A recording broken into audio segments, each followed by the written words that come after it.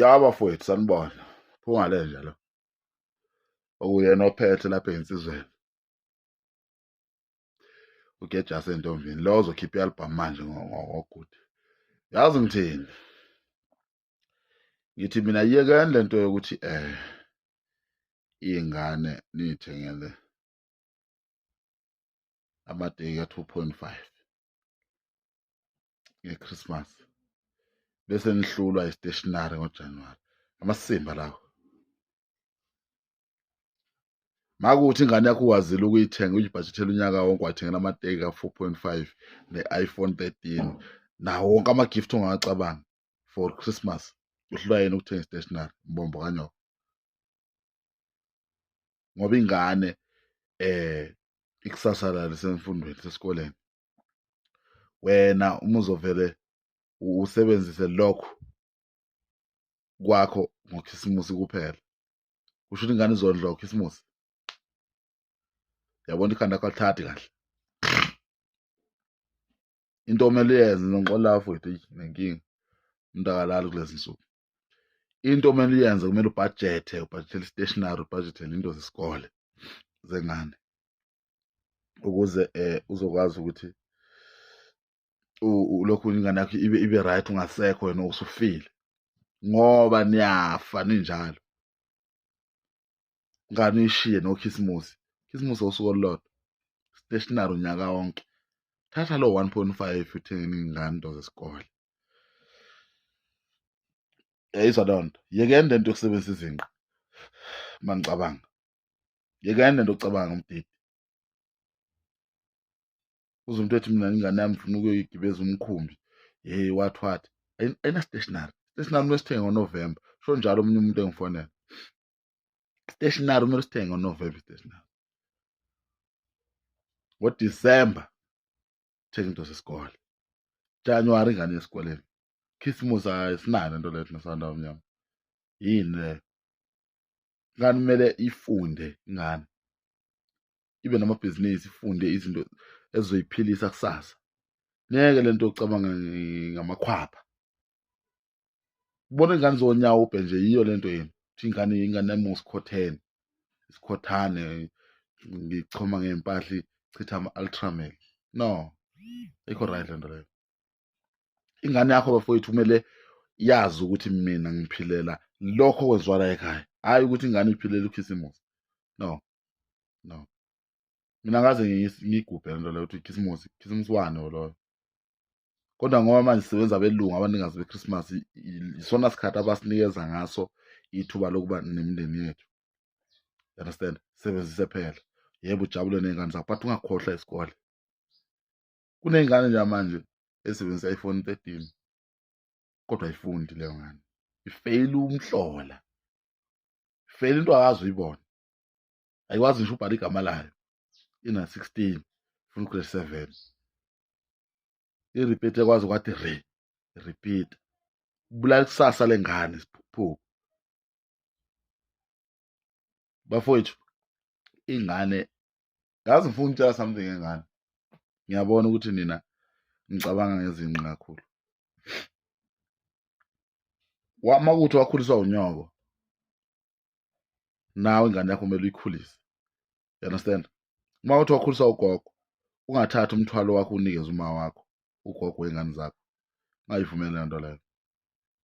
Ingane kumele ikhuliswe umzali wayo. Uyazi? Uyaphila ukhona okanye awukho kumele ikhulise ingane yakho.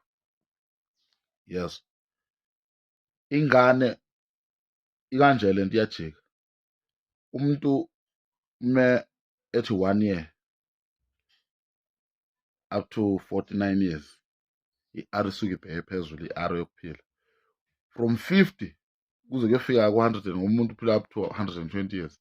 From 50 up to 100 something i-R isibheke phansi. Umuntu uyaguquka beyingane.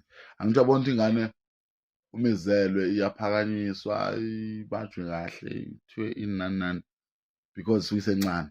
Ikhula igaqe ngamadolo ifunda ukuhlala nani ibambelele ngenja ibhalanse nangey'ndonga.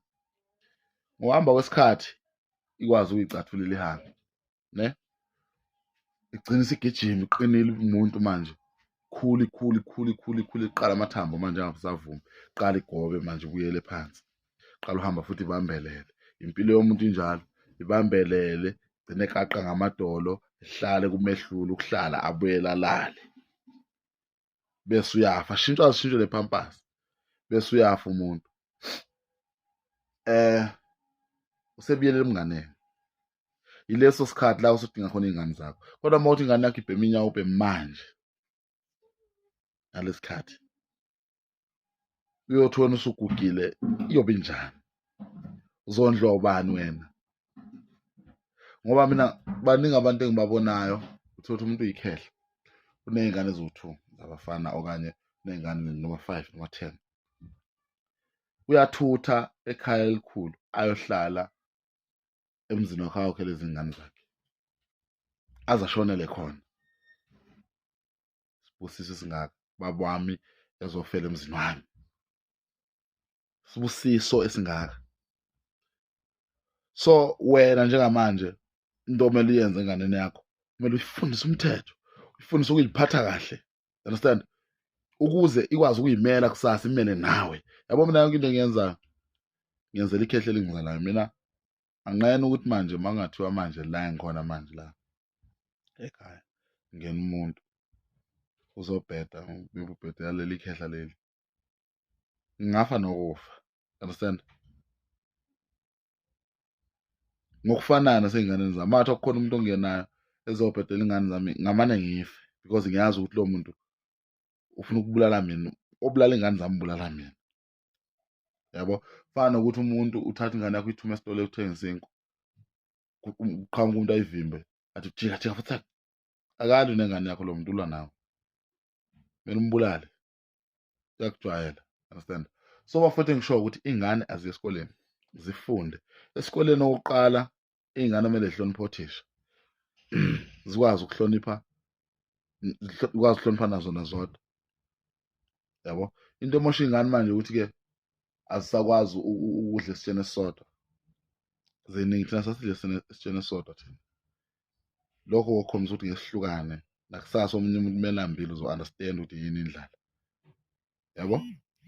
Nizokwazi ukubekezelana because ukhona umuntu othathela kude, umedla udla kancane, bese kuba khona-ke iy'nkunzi mala ngophunga lenja, uma kubekwa isitsha manje kube ngathi azikazi zangcola, yabo. Ya, shaya ngize ngifake ulimi phakathi ngikhothe isilevu sale simhlophe, ya, inkunzi malanga leyo. So uma kuthiwa nidlela esitsheni esisodwa, nofunda ukubekezelana ukuthi hey, qala ugwinye lokho semlonyeni, hey, gwinya, bese uthatha okunye. Uma kuthi kudliwa inyama la kumele kube omdala odobha kuqala, ya, ngokulandelana kwenu. Eyi mani, uyazi bafuthi nani naye nifuni usebenzisa le nto le, anifuni, ish, anifuni